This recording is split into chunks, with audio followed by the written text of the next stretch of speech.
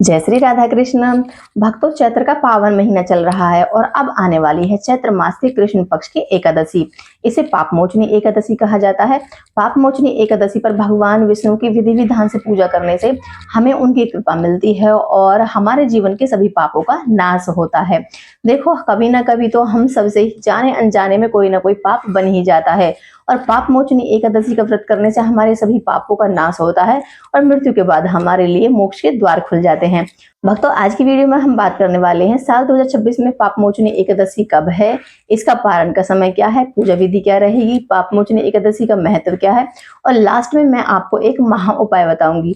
इसलिए वीडियो को लास्ट तक जरूर देखना। लेकिन वीडियो शुरू करने से पहले मेरी एक छोटी सी रिक्वेस्ट है, अगर आप चैनल पर पहली बार आए हैं तो प्लीज चैनल को सब्सक्राइब करें, वीडियो को लाइक करें। चलिए फिर एक जयकारे के साथ वीडियो शुरू करते हैं। बोलिए लक्ष्मी नारायण भगवान की जय। चैत्र मास के कृष्ण पक्ष की एकादशी को पापमोचनी एकादशी कहा जाता है और ये एकादशी सभी एकादशियों में सर्वश्रेष्ठ मानी गई है, क्योंकि सिर्फ एक व्रत करने से हमारे जीवन के सभी पापों का नाश कर देती है ये एकादशी। साल 2026 में पापमोचनी एकादशी का प्रारंभ हो रहा है 14 मार्च की सुबह 8:10 पर और इसका समापन हो रहा है 15 मार्च की सुबह 9:16 पर। तो देखिए, उदय तिथि के अनुसार सभी धार्मिक स्थलों और सभी संप्रदायों में 15 मार्च को पापमोचनी एकादशी का व्रत किया जाएगा। अब हम अपने व्रत के पारण का समय जान लेते हैं, यानी कि अपने व्रत को खोलने का समय। देखिए, पापमोचनी एकादशी का व्रत खोलने के लिए हमें सबसे शुभ समय मिल रहा है 16 मार्च की सुबह 6:30 से लेकर 8:54 के बीच का। इस समय के दौरान आप कभी भी अपने व्रत का पारण कर सकते हो। देखो, होलिका दहन और चैत्र नवरात्रि के बीच में जो एकादशी आती है उसे पापमोचनी एकादशी कहते हैं। हिंदू कैलेंडर के अनुसार ये साल की लास्ट एकादशी होती है, क्योंकि चैत्र अमावस्या के अगले दिन से नवरात्रि प्रारंभ हो जाते हैं और पहले नवरात्रि से ही नया साल प्रारंभ हो जाता है। तो देखिए, चैत्र मास के कृष्ण पक्ष की एकादशी को पापमोचनी एकादशी कहते हैं और पापमोचनी का अर्थ है हमारे पापों का मोचन करने वाली, यानी कि हमारे पापों को खत्म कर अनंत फल देने वाली। पापमोचनी एकादशी का व्रत करने से सुख समृद्धि और मोक्ष की प्राप्ति होती है। स्वयं श्री कृष्ण ने पापमोचनी एकादशी के फल और प्रभाव के बारे में अर्जुन को बताया था। हमारे ग्रंथ और पुराण तो यहाँ तक कहते हैं कि अगर कोई मनुष्य अपने जाने अनजाने में किए हुए पापों का प्रायश्चित करना चाहता है तो उसे ये व्रत जरूर ही करना चाहिए।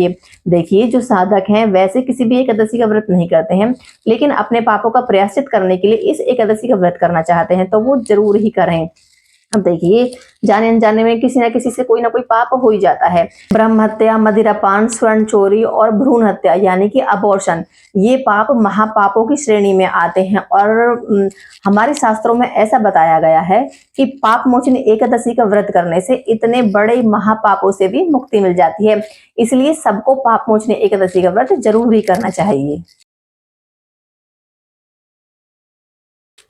इस व्रत में भगवान विष्णु के चतुर्भुज रूप की पूजा की जाती है। देखिए, जो लोग एकादशी का व्रत नहीं करते हैं उन्हें भी इस एकादशी की पूजा जरूर करनी चाहिए और व्रत कथा जरूर सुननी चाहिए। अब मैं आपको थोड़ा स्टेप्स में बता देती हूँ कि हमें अपनी पूजा कैसे करनी है। देखिए, एकादशी का व्रत 10वीं तिथि से ही प्रारंभ हो जाता है, जो कि एकादशी से एक दिन पहले होती है। एक दिन पहले हम सूर्य अस्त के बाद खाना नहीं खाएंगे, उससे पहले ही हम बिना प्याज लहसुन का सात्विक भोजन करेंगे। और फिर उसके बाद देखिए, अगर आप जॉब करते हो, आप लेट आते हो तो आप देखिए कुछ फलाहार ले सकते हैं, दूध फ्रूट इत्यादि आप खा सकते हैं। उसके बाद देखिए, आप ब्रह्मचर्य का पालन करते हुए जमीन पर सोएं। एकादशी के दिन सुबह जल्दी उठें और नहाने के जल में गंगा जल मिलाकर स्नान करें। स्नान करने के बाद साफ स्वच्छ कपड़े पहने पूरे घर में गंगा जल का छिड़काव करें और अपने घर के मुख्य द्वार पर हल्दी से स्वास्तिक बनाएं। फिर अपनी पूजा की तैयारी करें। जो आपके सेवित विग्रह हैं, आपके लड्डू गोपाल जी हैं, बाल राधा रानी हैं, उनको पंचामृत स्नान कराएं और फिर उनको पीले वस्त्र पहनाएं। अगर देखिए आप किसी मनोकामना से ये व्रत कर रहे हैं तो इस दिन आप कलश स्थापना जरूर करें और एक अखंड दीप जलाएं। अगर आपकी कोई मनोकामना नहीं है, आप नॉर्मली पूजा कर रहे हैं, व्रत कर रहे हैं, तो आप नॉर्मल दीप भी जला सकते हैं। अब उसके बाद देखिए, सबसे पहले अपने व्रत का संकल्प लेना है।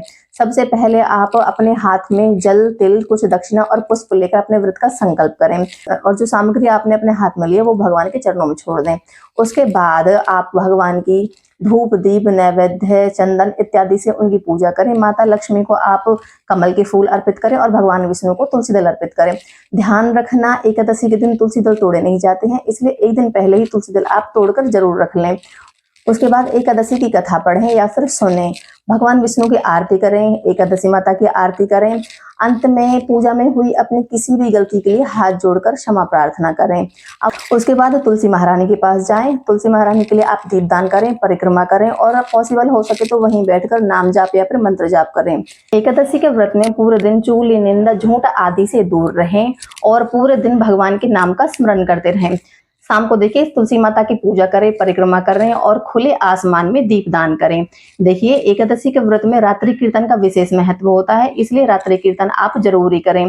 पूरी रात जागरण करना पॉसिबल ना हो तो आप 12-1 बजे तक तो कीर्तन अवश्य ही करें। याद रखना, पापमोचनी एकादशी पर भगवान विष्णु को चिरौंजी का भोग अवश्य लगाना। चिरौंजी एक ड्राई फ्रूट होता है जो कि व्रत में खाया जाता है। इस दिन देखिए, आप पीली मखाने की बढ़िया खीर बनाएं, उसमें चिरौंजी डालकर भगवान को भोग लगाएं। उसके बाद सब में इसका प्रसाद बांटें और स्वयं भी खाएं।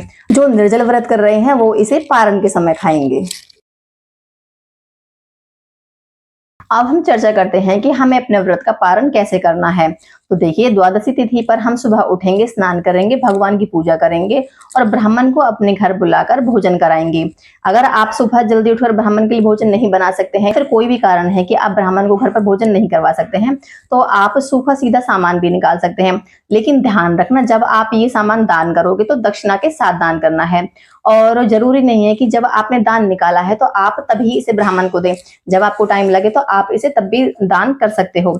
उसके बाद आप स्वयं भी भोजन ग्रहण करके अपने व्रत का पारण करें। लेकिन एक बात ध्यान रखना, जो व्रत का पारण के लिए समय बताया गया है उसी समय के दौरान अपने व्रत का पारण करना है, वरना हमें अपने व्रत का पूरा फल नहीं मिलता है।